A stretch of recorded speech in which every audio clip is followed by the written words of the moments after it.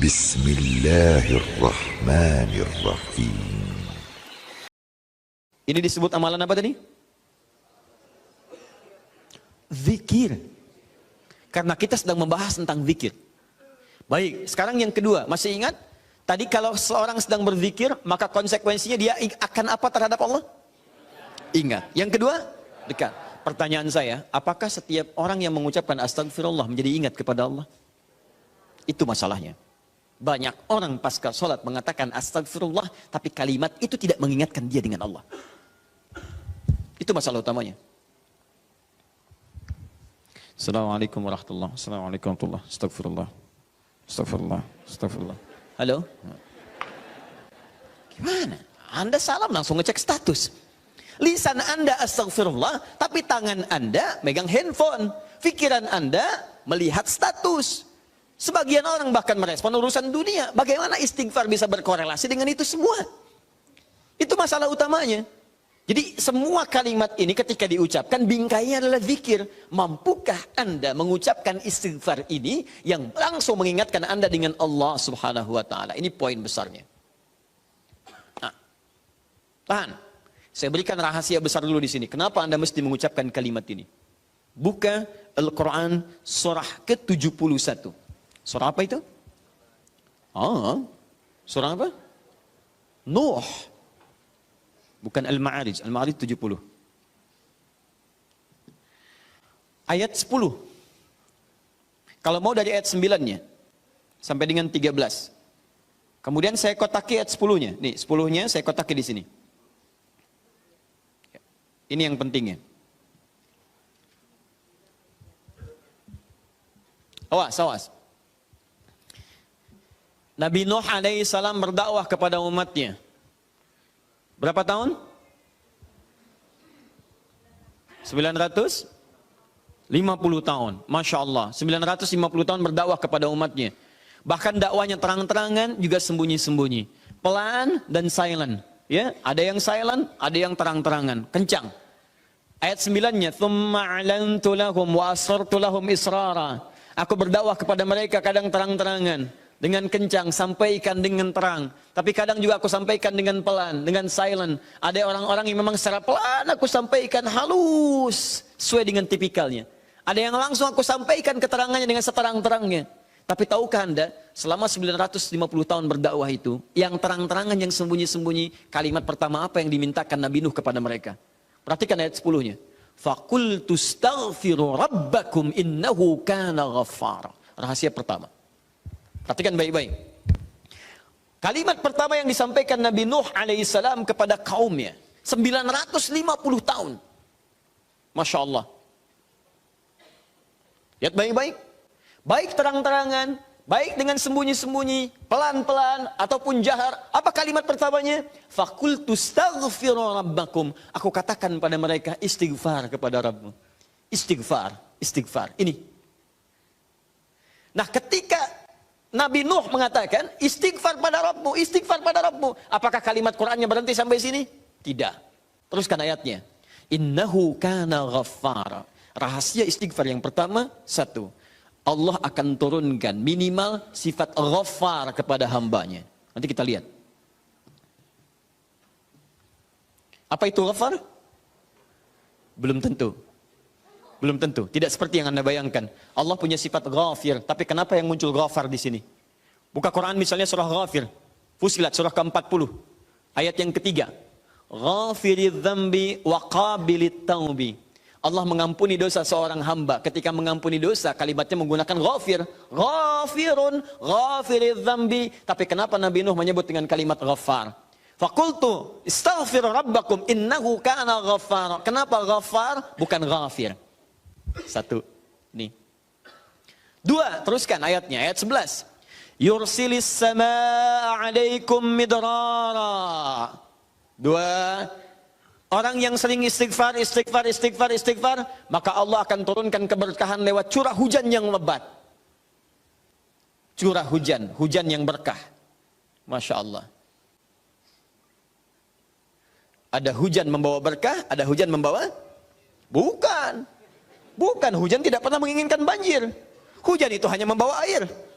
Baik, yang bikin banjir itu Anda yang tidak bisa mengatur airnya. Itu persoalannya. Jalur air dibuat bangunan.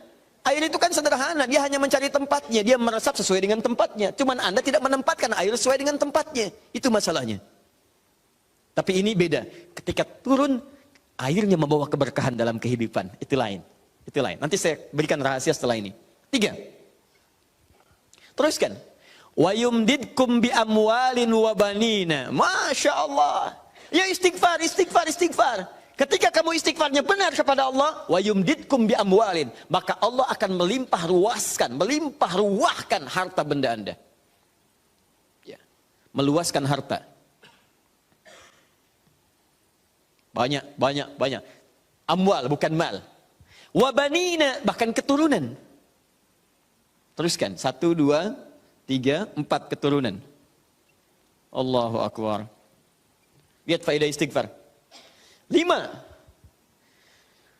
Wa yaj'al lakum jannatin. Dan Allah akan limpahkan kepadamu kebun-kebun yang indah. Awas jangan dilihat kebunnya. Karena kalau Anda lihat orang-orang Arab pada saat itu, mereka emas sudah banyak, Bu. Emas banyak, walaupun masih banyak di Indonesia. Ada Mas Asep, Mas Johar, Mas Sodia. Ya, tapi wujudnya beda, ya, wujudnya beda. Di sana emas banyak, perak banyak, bangunan megah. Tapi yang mereka belum dapatkan itu adalah kenikmatan pemandangan yang elok. Kebun-kebun, ya, isinya ada anggur, bawahnya kemudian ada sungai-sungai. Karena itu orang yang paling kaya di masa-masa dulu, di kalangan-kalangan Arab adalah orang yang memiliki kebun-kebun yang indah. Kalau cuma emas yang lain punya. Abu Jahal tuh nggak bangga dengan emasnya. Ya, Abu Lahab tidak bangga dengan emasnya. Apa yang mereka banggakan adalah kedudukan dalam kehidupan dan harta-harta yang seperti yang digambarkan. Tapi semua itu tidak mampu menjadikan mereka sebagai hamba di hadapan Allah Subhanahu wa taala. Poin yang paling besar, kalau disebutkan jannat dalam arti kebun-kebun dalam urusan dunia, itu maksudnya kenyamanan hidup. 5. Kenyamanan atau kemapanan hidup.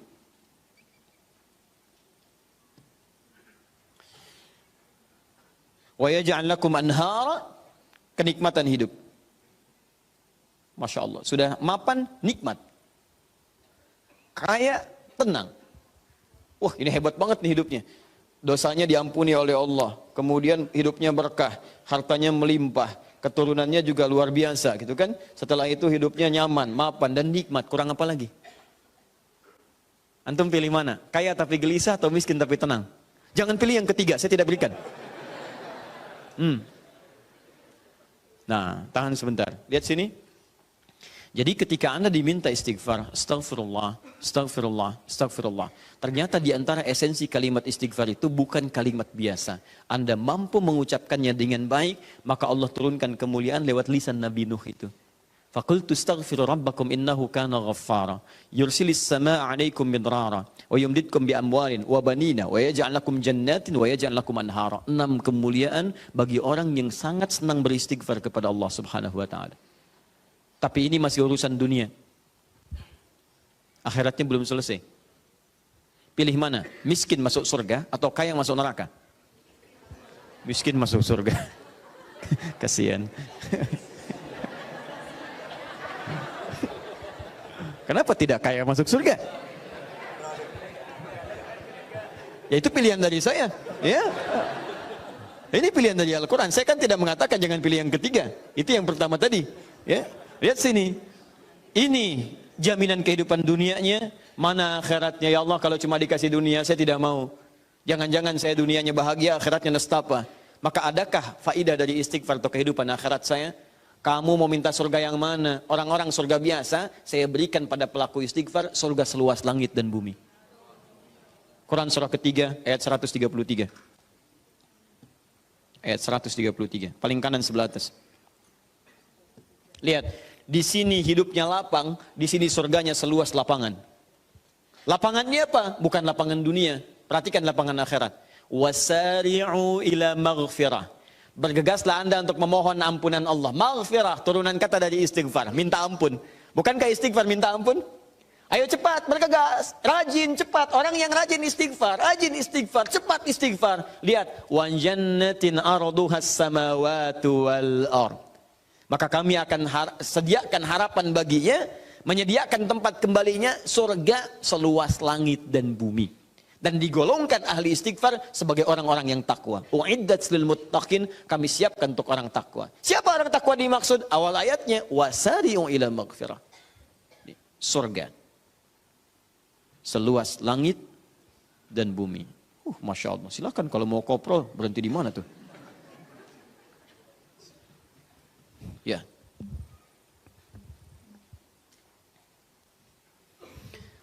Nah, kalau ditawarkan begini, siapa yang tidak mengambil tawaran ini?